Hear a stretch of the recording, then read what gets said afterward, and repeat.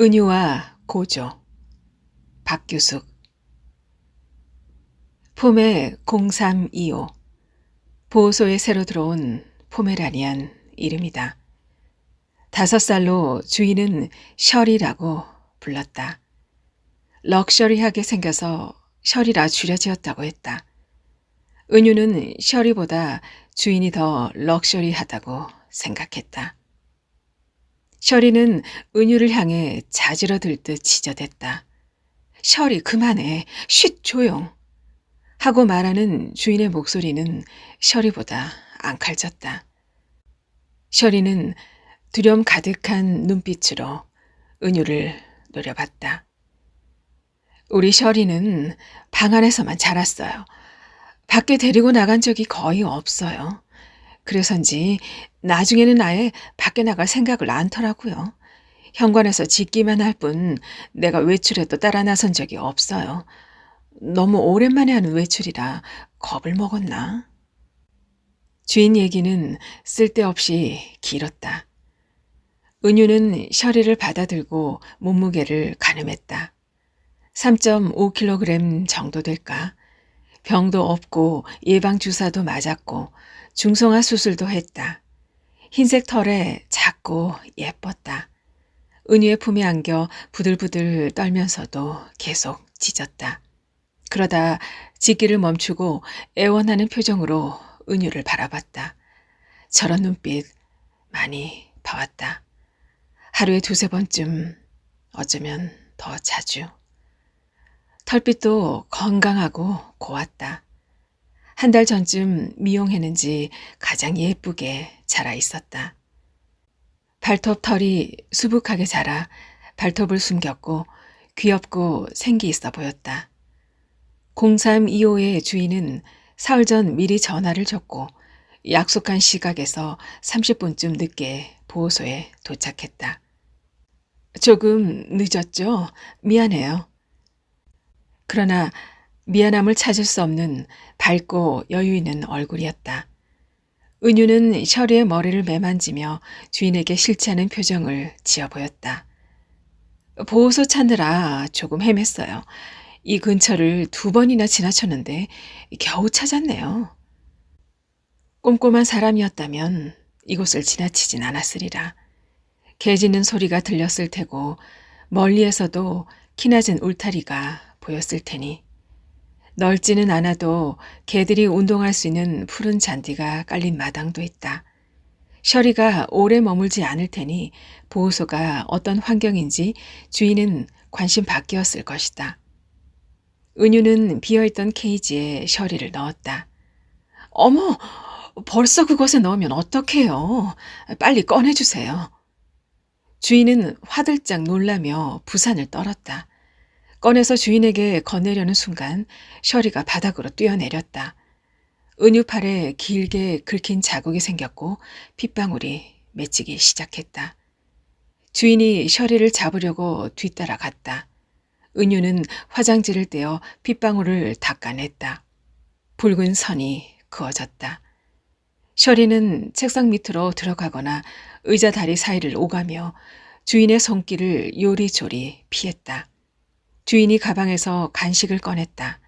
셔리는 주인에게 다가가서 닭고기 저키를 무는가 싶더니 주인의 손가락을 깨물었다.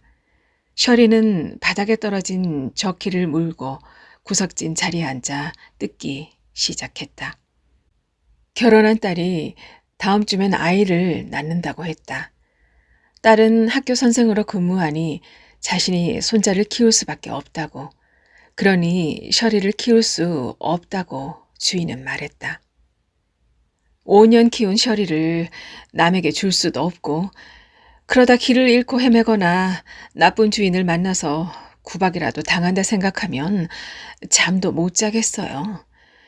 나와 헤어져서 슬퍼할 셔리를 생각하면 차라리 안락사 시키는 게 더 낫지 않겠어요? 주인은 셔리가 들을 수 있다는 걸 헤아리지 않았다. 이미 결정을 하고 사흘 전 전화로 얘기를 했고 여기 데려오지 않았는가. 다른 좋은 주인을 만나면 지금처럼 편안하게 살아갈 수도 있겠죠. 은유는 심드렁하게 대꾸했다. 제 친구 딸이 비글을 키웠어요. 결혼하면서 남편이 데려오지 말라고 했나 봐요. 그래서 가까운 사람에게 줬는데 그 사람이 못 키우고 또 다른 이에게 줬대요. 3번을 옮겨 다니고 나서야 친구 딸이 다시 데려올 수밖에 없었대요. 우리 셔리에게도 그런 일이 생겨봐요. 주인은 말을 마치고 고개를 설레설레 저으며 애처로운 눈빛으로 셔리를 바라봤다. 셔리는 저키의 마지막 부분을 아작아작 씹어 삼키고는 아빠를 내밀어 입 주위를 닦았다. 앙칼지게 핥히고 깨무는 걸 보니 셔리는 약하지 않았다. 다른 주인을 만나도 잘 지낼 수 있을 것이다. 지난 겨울 여행이 3사람에게 마지막이 될 거라고 누구도 예상하지 못했다. 호텔은 지나치게 크고 화려했지만 얼음 속처럼 추웠다. 은유는 추위에 떨며 밤새 잠을 거의 못 잤고 아침 일찍 일어났다. 추위에 아랑곳하지 않고 고조는 편안하게 잘 자는 눈치였다. 호텔 입구에는 모피 원단 공장에서 나온 차가 대기하고 있었다. 제오가 가장 늦게 로비로 내려왔다. 차를 타기 위해 호텔 밖으로 나왔는데 밖과 로비의 기온차가 크지 않았다. 히터 열기에 따뜻해진 차 안에 들어온 다음에야 추위에 굽은 허리를 편안하게 펼 수 있었다. 호텔에서 모피 시장까지 오는 동안 잠깐 잠이 들었다. 고조가 팔을 흔들어 깨우고 나서야 일어났다. 시장 입구 근처 갓길에 차를 세우고 내렸다. 쨍하게 추운 날씨가 상쾌했다. 은유는 진득거리는 발 아래를 내려다보며 걷다가 하늘을 올려다봤다. 지나치게 푸른 하늘에 옅은 구름 몇 조각이 지평선 언저리에 닿아 있었다. 시장 주위로는 시야가 안 닿는 곳까지 빈 밭이 넓게 펼쳐져 있었다. 여름이면 희끗희끗한 모카송이가 저 빈 들판에 끝없이 들어찬다고 제호가 말했다.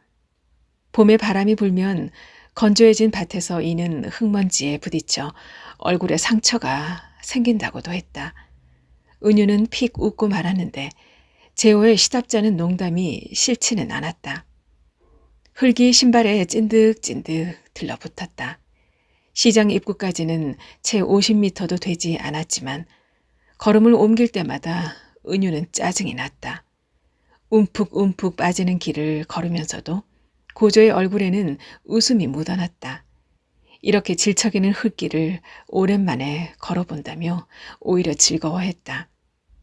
시장 입구에 다가갈수록 더 질척였고 신발이 더 깊이 빠졌다. 흙덩이가 덕지덕지 붙은 자신의 빨간 어구부츠를 내려다보며 그나마 다행이지 발이 젖지는 않잖아 하고 고조가 웃었다. 텐진에 있는 따영까지 가게 된 건 고조의 고집 때문이었다. 원단 구매는 MD인 제호가 하는 일이었다.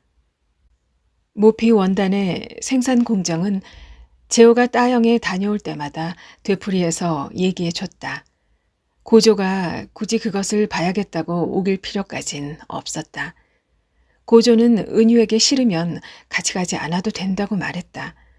차마 할 수 없었던 얘기를 낯선 곳에 가면 꺼내기가 쉬울 수도 있겠다고 은유는 판단했다. 내키지 않아 하면서도 따영에 따라온 이유였다. 디자인은 거의 카피였다. 카피를 얼마큼 잘하느냐, 그것이 유능한 디자이너의 능력이었다. 비싼 원단을 적게 쓰면서도 효율적으로 어필하는 디자인을 찾아내고 유행을 잘 포착해내는 것, 여성 패션 디자이너인 고조가 해오는 일이었다. 카피는 필수였다. 그렇게 하지 않으면 계절에 맞춰 그 많은 디자인이 나올 수 없다고 했다. 고조는 카피를 일종의 벤치마킹이라 우겼다. 그러니까 카피하기에도 바쁜 디자이너 고조가 굳이 모피 생산 공정까지 돌아볼 필요는 없었다. 재호는 따영에 다녀올 때마다 다음엔 꼭 같이 가자고 했다. 은유는 그저 하는 얘기라고 느꼈는데 고조는 재호에게 약속 꼭 지켜 라고 다짐을 받곤 했다. 고조가 근무하던 의류회사에 재호가 MD로 입사한 뒤 셋은 자주 어울렸고 서로 편하게 지냈다. 시장 입구를 지나자 석탄 덩어리를 실은 리어카가 길게 줄지어 있었다. 가공되지 않아 크기가 제각각인 석탄 덩어리는 검고 굵은 돌덩이처럼 보였다. 덩어리를 사서 적당히 잘게 부수어 난방용으로 쓰거나 필요한 곳에 쓴다고 재호가 말했다. 은유에게는 모든 게 낯설고 불편했다. 저 덩어리는 우리가 쓰는 장작 같은 거네요. 하고 고조가 물었다. 그렇지. 재호와 고조는 나란히 걸었고 은유는 두어 발짝 뒤에서 따랐다. 고조의 버건디 머플러가 바람에 날려 재호의 등에서 춤추듯 흔들렸다. 석탄 리어카를 지나자 뒷좌석에 검은색과 은빛 여우 털 가죽이 무더기로 쌓인 오토바이가 보였다. 머리에서부터 꼬리까지의 길이가 2미터쯤 돼 보였다. 윤기 흐르는 여우털은 바람이 스칠 때마다 가볍게 흔들렸다. 저런 여우털을 사다 공장에서 손질해 원피를 만들어낸다고 재호가 설명했다. 붉게 상기되어 있던 고조의 표정이 굳어갔다. 고조가 곁에 와서 은유의 팔을 붙들었을 즈음 이상한 냄새가 떠돌기 시작했다. 역한 느낌이 코끝을 떠나지 않았다. 셋은 어느새 더 좁고 시끄럽고 냄새나는 시장 골목에 들어와 있었다. 재호가 한 곳을 향해 곧장 걸어갔다. 은유가 재호의 뒤를 따랐고 고조는 은유의 팔을 붙들고 걸었다. 떠도는 공기마저 축축했다. 한 곳의 여우들이 맑은 눈을 빛내며 웅크린 채 갇혀있는 철제 케이지가 놓여 있었다. 케이지에서 흘러나온 배설물이 바닥 흙을 적셨다. 냄새가 진동했다. 칠흑처럼 털이 까만 여우가 케이지 밖 세상을 호기심 가득한 눈으로 바라봤다. 시장 안 좁은 통로로 사람들이 발 디딜 틈 없이 오고 갔다. 시끄러운 목소리와 역한 냄새가 마구 섞여든 시장 분위기는 활기차고 복잡했다. 재호의 목소리도 약간 들떴다. 처음이지? 매번 볼 때마다 참 끔찍해. 끔찍함이 배어나오지 않은 가벼운 목소리였다. 약간 상기된 기대감이 전해졌다. 찐득하게 들러붙은 머리가 귀 밑까지 다 얼굴이 거의 보이지 않는 작은 남자가 케이지 안에서 여우를 잡아 끌어냈다. 여우 뒷다리를 잡더니 머리를 땅바닥에 세게 내리쳤다. 엉겁결에 끌려나온 여우는 한마디 괴성을 내지르다 멈췄다. 기절한 여우를 한쪽에 던져놓고 케이지에서 다른 여우를 꺼내 바닥에 내리쳤다. 5마리의 여우가 꽁꽁 언 흙바닥에 널브러져 쌓였다. 희미하게 정신을 차린 듯 꿈틀대던 머리를 나무 몽둥이로 차례로 내리쳤다. 이번엔 남자가 손도끼를 들고 죽은 듯 누워있는 여우들 쪽으로 갔다.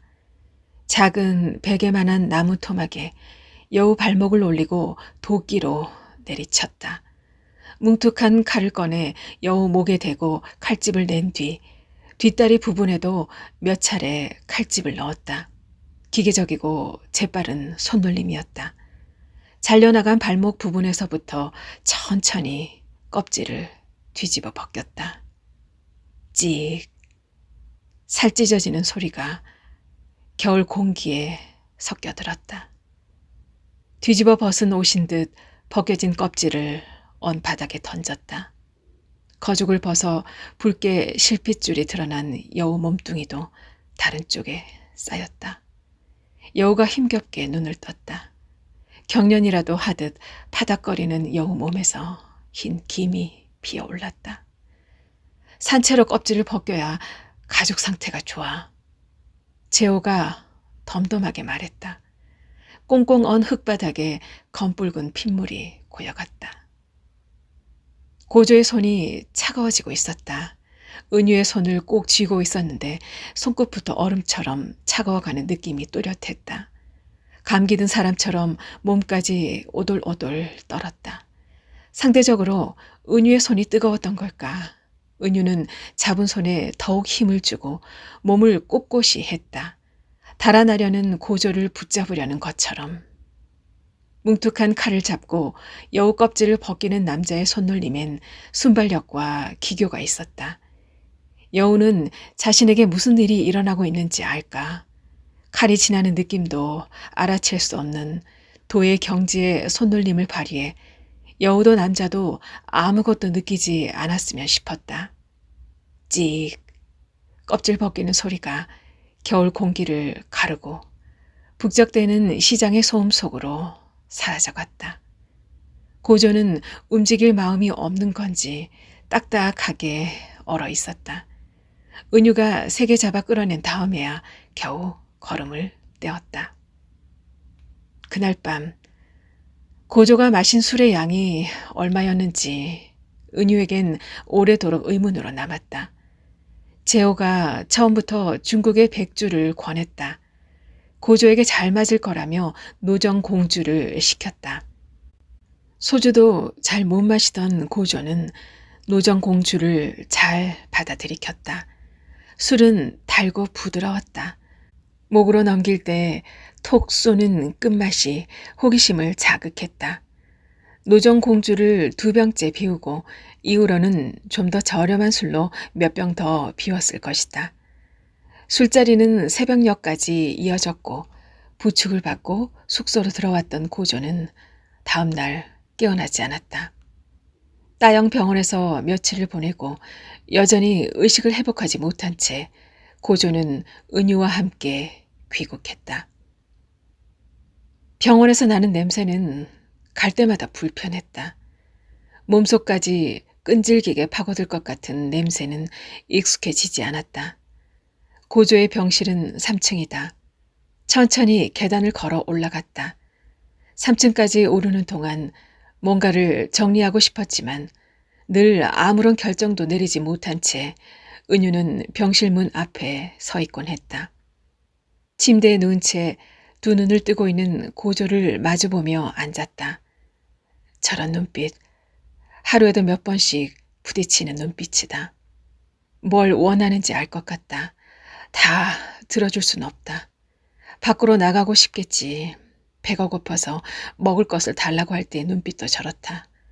보호사를 만지고 싶어서 아빠를 우리 밖으로 내밀며 빈 손짓할 때의 강아지들 눈빛도 저와 같았다. 은유는 보호소에 들어온 지 며칠 안 된 애플푸들의 밖으로 나온 손을 무심코 잡았었다. 손을 놓고 몇 발짝 옮기지도 않았다. 함께 갇혀있던 개들이 일제히 애플푸들에게 달려들었다. 집단 린치를 당한 애플푸들은 바닥에 뻗어버렸다. 끙끙 가는 신음을 냈다. 핥히거나 깨물려 어딘가 다쳤을 것이다. 길들이는 거였다. 이제 들어온 내가 감히 주인의 손을 만져 라는 경고. 모른 척 지나칠 수밖에 없었다. 더 관심을 보였다간 애플푸들은 다른 케이지로 옮겨야 한다. 들어온 지 며칠 안 된 아이든 오래 갇혀있는 아이든 은유가 지나가면 케이지 밖으로 손을 내밀어 잡아달라는 눈빛을 보내왔다. 고조, 지금 넌 뭘 원하는 거니? 은유는 눈빛으로 묻는다. 배고파? 아니면 나가고 싶어? 고조는 어쩌면 지금도 재호와 잘 사귀고 있어? 라고 묻는지 모른다. 헤어졌어 라고 말하고 싶지 않다.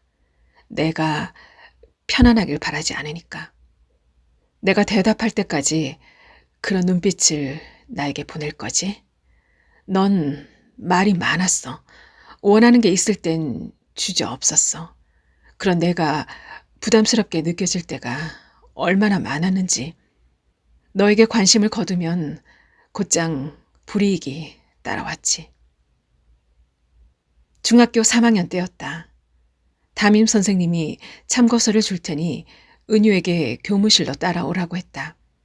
그때 왜 고조도 함께 갔는지 고조가 보는 앞에서 담임이 한아름 참고서를 은유에게 안겨줬다. 한 권쯤 자신에게 줄 수도 있었는데 10권이나 넘는 책을 너에게만 줬다고 고조는 말했다.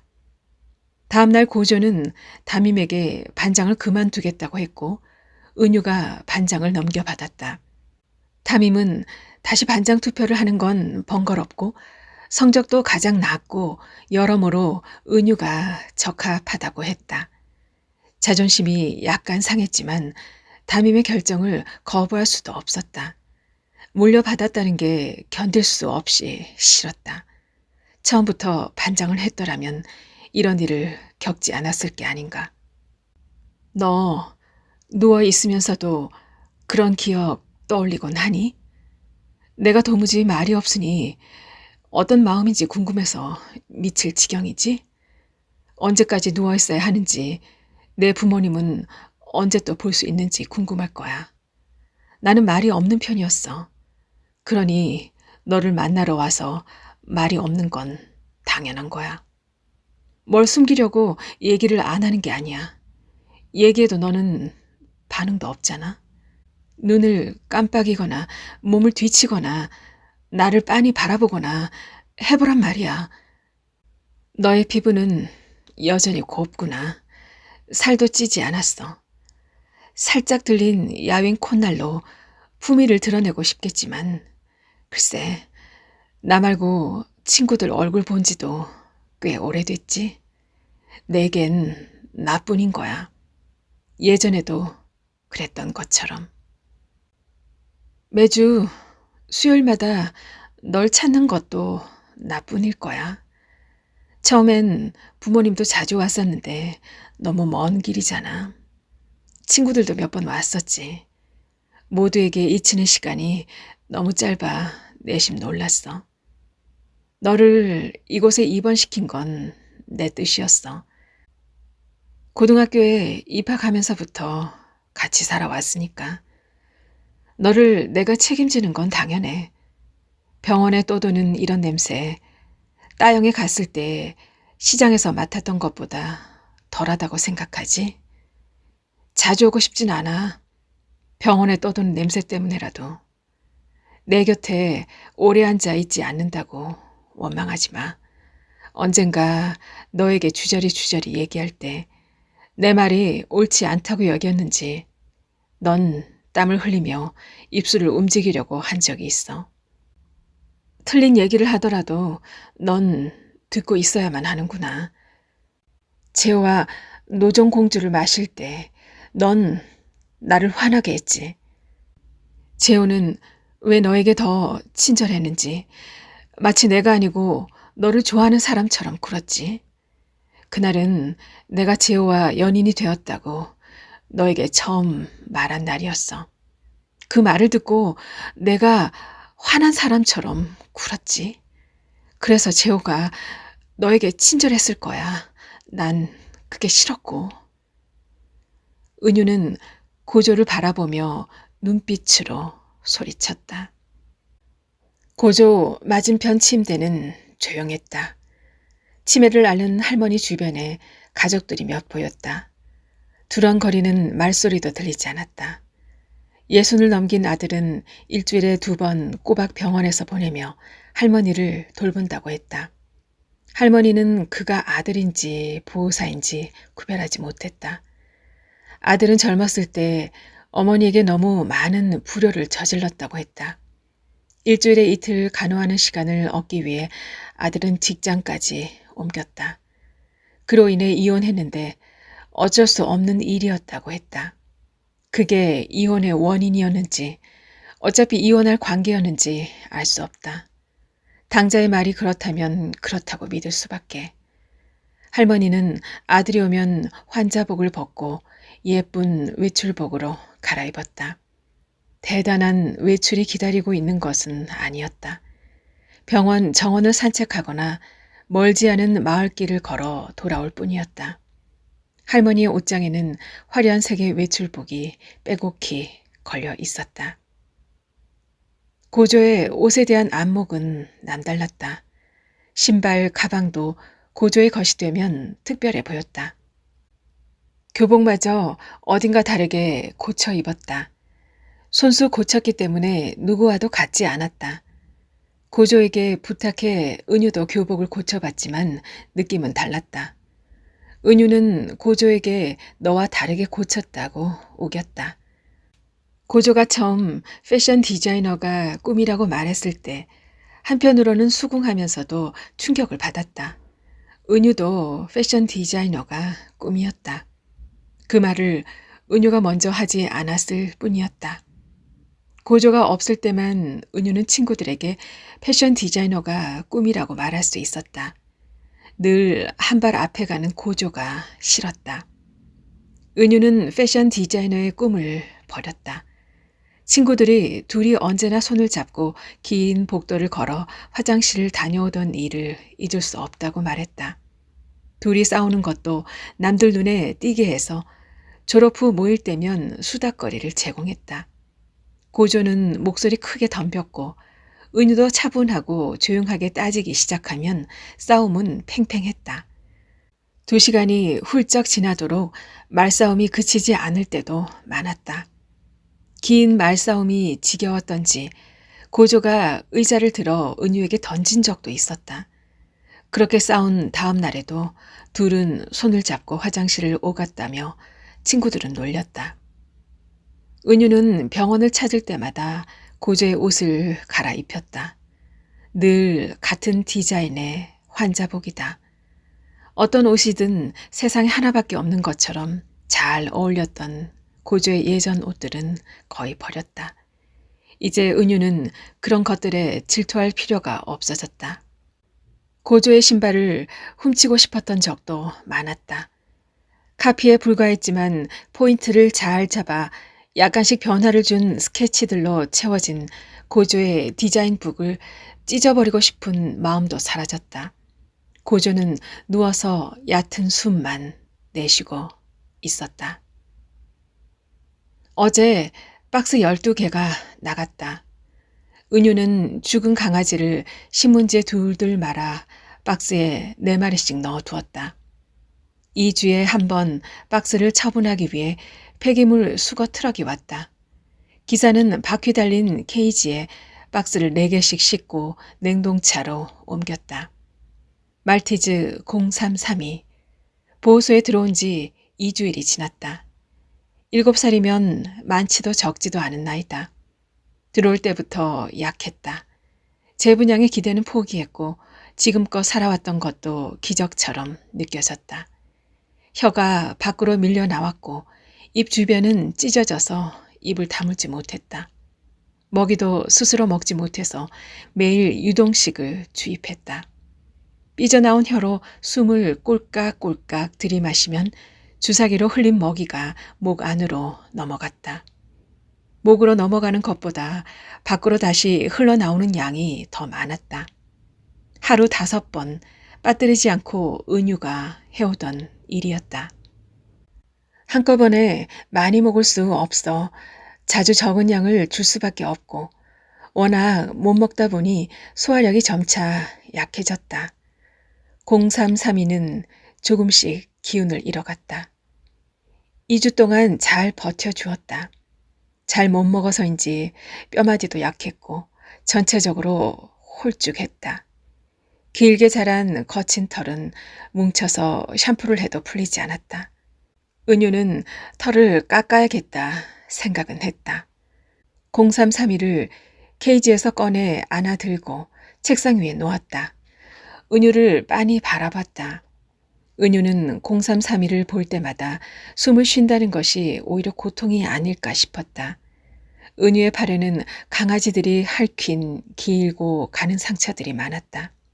오래되어서 희미해져 가거나 핏물이 배어 나올 것처럼 선명한 상처까지. 0332는 은유의 손길이 익숙해졌을 테고 또한 반항할 기운도 없을 것이다. 은유는 0332에게 석시콜린을 주입했다. 긴장감에 팽팽했던 0332의 근육이 서서히 늘어졌고 눈도 감겼다. 신문 몇 겹을 꺼내와 2번을 말아 썼다. 은유는 3마리가 들어있던 박스를 꺼내 0331을 넣고 테이프로 마무리해서 냉동고에 넣었다. 0331을 넣어둔 게 마지막 박스였다. 냉동고가 텅 비었다. 텅 빈 냉동고를 볼 때마다 가볍고 홀가분하다는 생각과 냉동고를 채웠던 강아지들이 떠올라 무겁고 혼란스러웠다. 보호소에서 2주일을 채운 재분양이 안 된 강아지들, 그리고 더 이상 생명을 유지하기 힘든 강아지들, 몸이 사르르 이완되는 느낌은 불편했다. 고조가 쓰러지게 된 건 뇌출혈 때문이었다. 고조의 뇌가 촬영된 사진을 수없이 봐왔다. 은유가 알 수 있는 건 검은 바탕에 흰 부분이 있으며 전체적으로 먹물이 풀려 희미한 그림처럼 보인다는 것뿐이다. 몸무게 230g인 시루의 머리는 은유 주먹보다 작다. 그 작은 뇌를 움직여 은유의 말을 알아듣고 배고프다는 표현을 하고 두려움에 떨며 숨어들기도 한다. 한 줌도 안 되는 뇌를 작동시켜 사고하는 시루를 볼 때마다 신기하다. 고조의 뇌도 누구와도 다르지 않을 것이다. 약간 검게 표시되어야 할 부분이 흰색으로 두드러져 보인다는 것뿐이다. 두드러진 흰색 부분으로 인해 고조는 한 줌 뇌를 가진 시루도 할 수 있는 배고프다는 표현도 밖으로 나가고 싶다는 생각도 드러낼 수 없다. 밤을 새워 얘기하고 토론하고 싸울 수 있었던 것도 뇌가 제대로 작동할 수 있었기 때문이다. 은유는 손 안에 들어오는 시루의 머리를 쥘 때마다 해맑은 눈을 들여다보게 된다. 시루가 고조보다 더 많은 걸 가진 건 아닌가 하는 생각이 스치곤 했다. 시루는 유기견으로 들어와 토이푸들이 낳은 새끼였다. 2마리를 낳았고 시루의 형제는 2달 만에 분양되어 나갔다. 시루를 키우게 된 건 은유가 보호소에 들어온 후 태어난 첫 생명이라는 이유도 있었지만 시루를 남기고 그 어미가 곧 죽을 수밖에 없었기 때문이다. 어미는 새끼를 낳을 때까지만 생명을 지킬 수 있었다. 시루는 어미의 유족이 되었다. 유족이라니, 남아있는 가족. 시루는 그러니까 새끼 2마리를 낳고 죽은 푸들의 유족이었다. 시루는 대부분의 시간을 은유 방에서 보낸다. 밖으로 나와서는 은유의 관심을 받지 못한다. 은유가 시루를 예뻐하는 기미라도 보이면 시루는 아마도 살아남지 못할 것이다. 보호소 내에서도 질서라는 게 있다. 위계도 있고 권력도 있다. 덩치가 크고 강하고 약삭 빠른 개들은 더 많이 먹을 수 있고 케이지 안에서도 더 자유로운 시간을 보낸다. 시루처럼 작거나 잘 섞이지 못하는 아이는 종일 우리의 구석진 자리에서 꼼짝을 안 한다. 구석진 자리에 쪼그려 앉아 있더라도 괴롭힘을 당하지 않고 무사하게 넘어가는 날은 드물다. 크기별로 구분해 케이지에 넣기는 하지만 섞여서 생활할 때가 있다. 이유 없이 깨물리기도 하고 핥히어서 피가 나는 일이 흔했다. 시루가 밖에 나와 은유와 가깝게 지낸다면 어느 순간 덩치 큰 개들이 뛰어와 시루를 낚아채 갈지 모른다.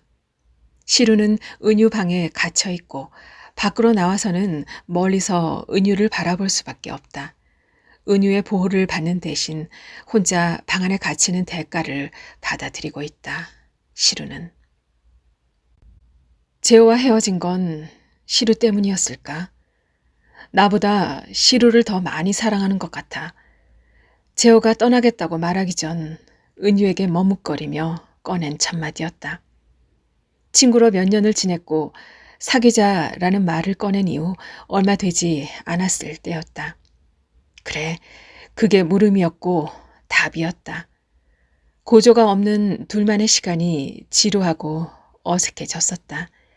시루 핑계를 댄 건 재호에게서나 나올 법한 위트였다고 은유는 생각했다.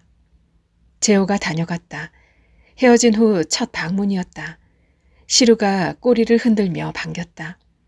밖에 우리에서도 컹컹 개 짖는 소리가 크게 들렸다. 마치 재호를 반기는 것처럼. 시루 때문에 떠난다고 그런 핑계를 댄 재호는 비겁하다. 고조가 저렇게 누워있는데 우리 둘만 행복할 수는 없잖아 라고 말했다면 덜 비겁하게 느껴졌을까. 시루가 재호의 입술에 폭풍 뽀뽀를 했다.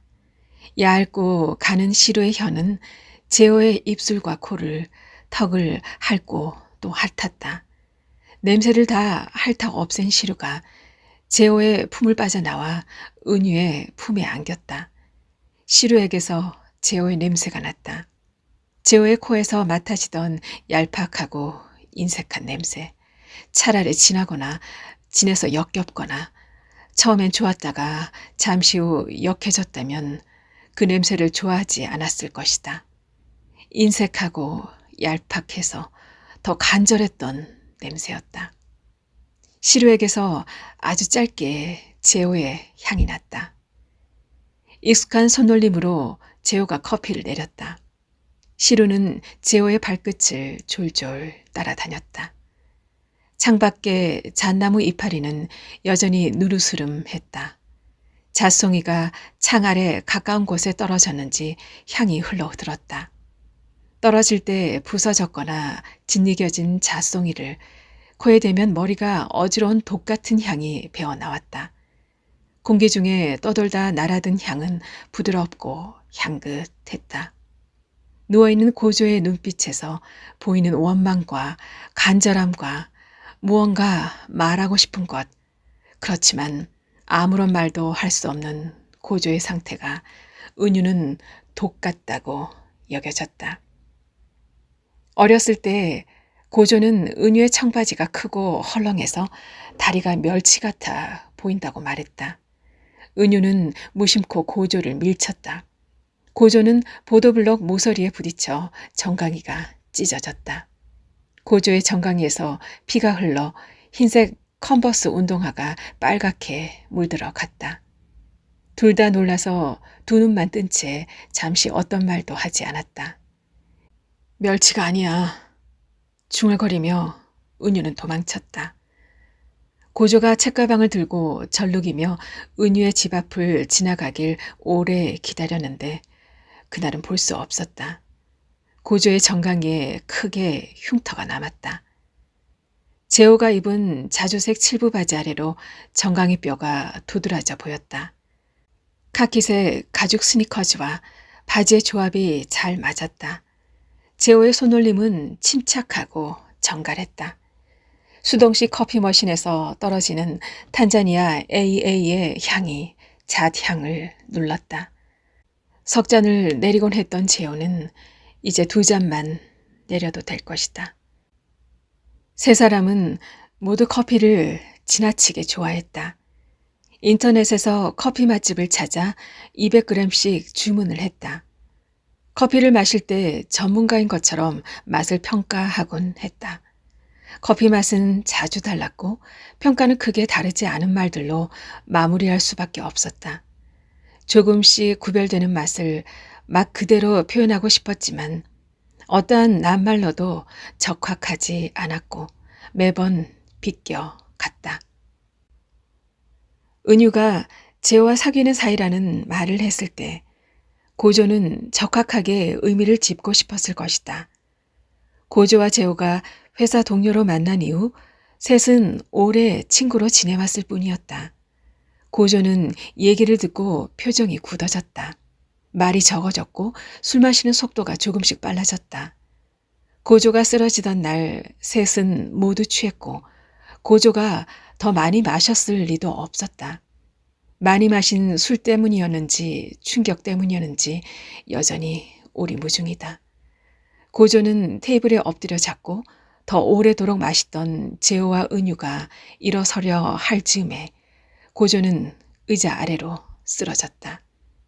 둘이서 고조를 부축해 호텔로 옮겼고 끌리는 느낌이 있었지만 분명 고조는 다리에 힘을 주곤 했다. 커피 맛은 좋았다. 고조 눈빛이 달라졌더라.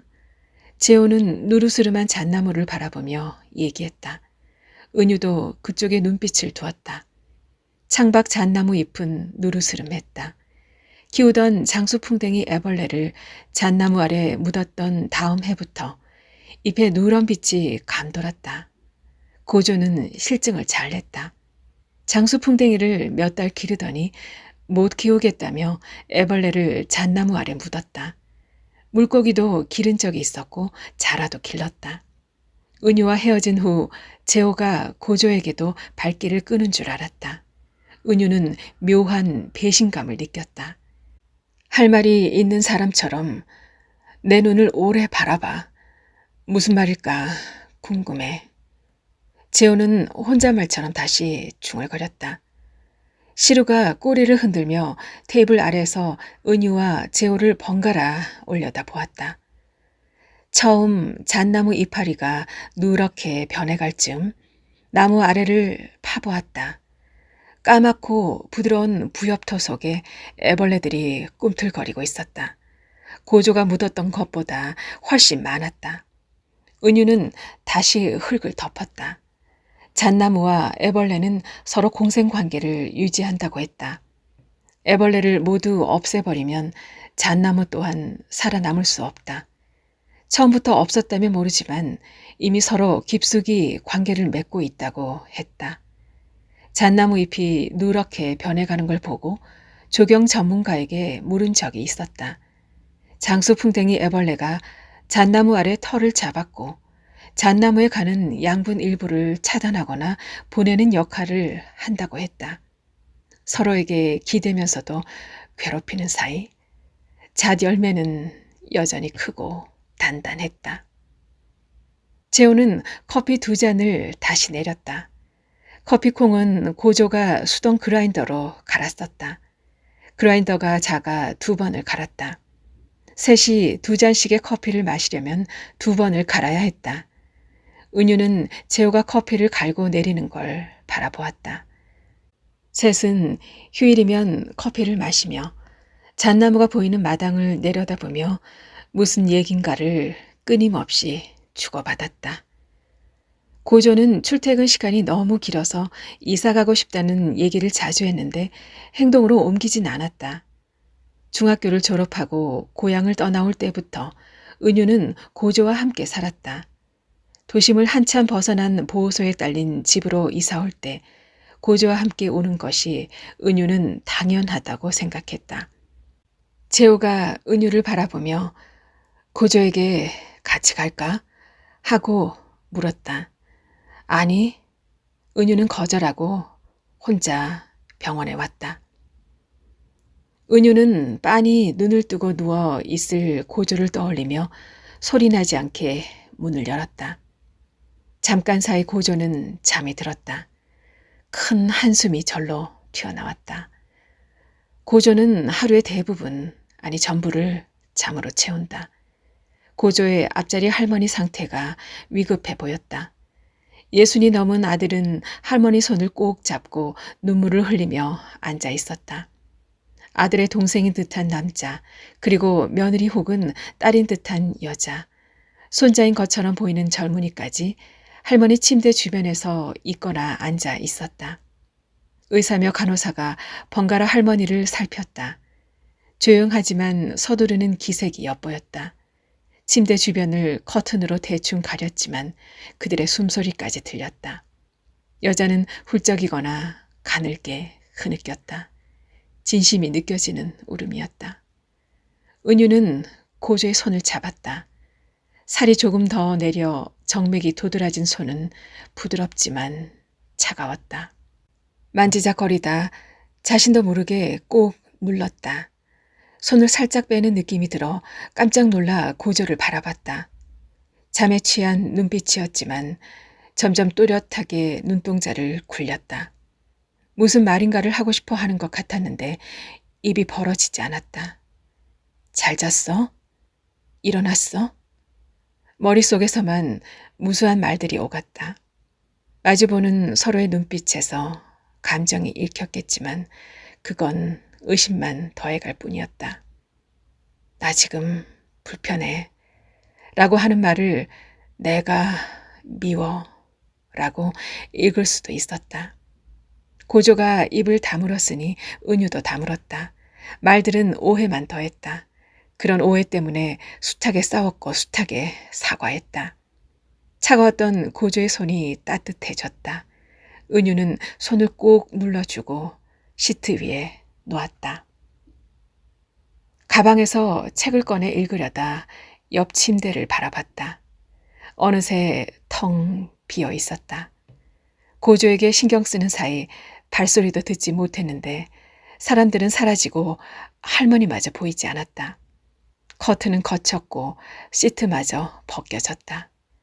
반 넘어 들어있는 링거가 걸려있고 침대 아래에는 할머니 것이었을 슬리퍼 한 짝이 놓여 있었다. 짧은 순간이었다. 곧 임종을 맞을지도 모르겠다는 생각이 들었고 고조의 손에서 움직임이 느껴졌고 잠시 고조를 바라보고 있었을 따름이었다. 병실은 한결 조용했다. 책을 읽는다면 은유의 목소리만 조그맣게 울릴 것이었다. 은유가 읽으려던 책은 복사본이었다. 책 표지와 앞 페이지 몇 장이 뜯겨나간 책이 있었다. 청록색에 가까웠지만 이미 바래고 낡아가는 뒷표지만 남은 문고본 책이었다. 고등학생 때 고조와 함께 살던 방에 언제부터 그 책이 책장에 꽂혀 있었는지 기억이 없다. 어느 날 은유가 그 책을 읽기 시작했고 그걸 본 고조도 읽었다. 일본이 배경이었고 번역본임이 틀림없었다. 둘의 기억에 오래 남아 있었고 20대의 어느 날 그 책에 대해 오래 얘기했다. 토막토막 기억나는 내용을 떠올렸고 주인공 이름이 칸나였다는 것도 기억해냈다. 은유는 인터넷을 검색했고 주인공 이름을, 내용을 입력해서 책의 제목을 알아냈다. 이미 절판되었으나 국립중앙도서관에 한 권이 소장되어 있었다. A4 용지에 복사해서 제본했다. 그때처럼 청록색 표지로 갈무리했다. 은유는 첫 문장을 읽으려다 그만 두었다. 책을 할머니 침대 끝에 놓인 쓰레기통에 던져버리고 병실을 나왔다. 어디선가 잣향이 흘러들었다. 이어서 박규숙 작가의 수상 소감입니다. 친구와 태백 여행을 다녀왔다. 둘이서 나눈 많은 수다 중 초등학교 때부터 나의 꿈이 소설가였다는 얘기도 있었다. 그것이 신선했는지 친구는 초등학교 때 꿈이 소설가였다니 라는 말을 여러 번 했다. 소식을 듣고 초등학교 때의 꿈이 이루어졌다고 그 친구가 말했다. 왜 그랬는지 그것이 나의 꿈이었던가. 스치듯 그런 생각을 했다. 살아오면서 마주쳤던 수많은 꿈들 중 하나였을 것이다. 많은 꿈들을 절박하게 희망했거나 어떤 꿈들은 나도 모르게 사라져버렸을 것이다. 다시 새로운 꿈을 갖게 된 것 같다. 태백 여행에서는 눈길을 오래 걸었다. 사람 발자국 하나 없는 푹푹 빠지는 눈길을 걸어 작은 암자를 찾아갔다. 개 2마리가 크게 짖는 게 우릴 거부하는 것 같았지만 나이든 비구승이 이런 날 어떻게 왔냐며 반갑게 맞아주었다. 눈길에 연탄재를 뿌리는 비구승을 도와 리어카를 끌기도 했다. 추위에 발갛게 물든 비구승의 뺨이 여전히 생생하다. 한강 발원지라는 검령소에도 다녀왔다. 오가는 2시간 동안 누구와도 마주치지 않고 친구와 둘이 걸었다. 바람에 날리는 낙엽들이 눈 덮인 하얀 길 위에서 뒹굴었다. 푹푹 빠지는 눈 위에 동물 발자국도 자주 보였다.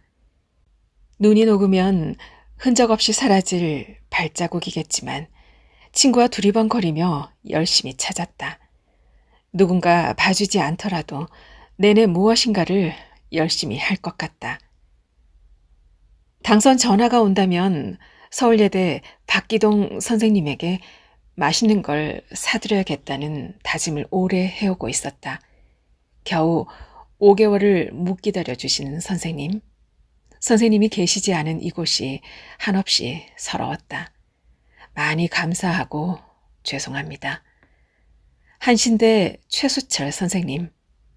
아주 오랜 인연 그리고 수많은 이야기들. 큰 힘이 되었습니다. 우리 만취 모임 기댈 수 있어 덜 외로운 것 같습니다. 윤후명 선생님. 예리한 눈빛으로 바라봐주는 것으로도 많은 것들을 느낄 수 있었습니다. 열심히 하는 사람이 제일 좋아 라는 말 새기겠습니다. 소설가 언제 될 거야 라는 농담을 못하게 되었다고 걱정하는 가족들. 포기하고 있었는데 올 드디어 소식을 전하게 되어 다행입니다. 그리고 많이 고맙습니다. 지인들에게 넘치는 축하 인사를 받았는데 아마도 늦게 들려온 소식이라서 그랬나 봅니다. 모두 감사드립니다. 시골에 계시는 엄마에게 축하 전화가 왔다. 오래오래 건강하시기를.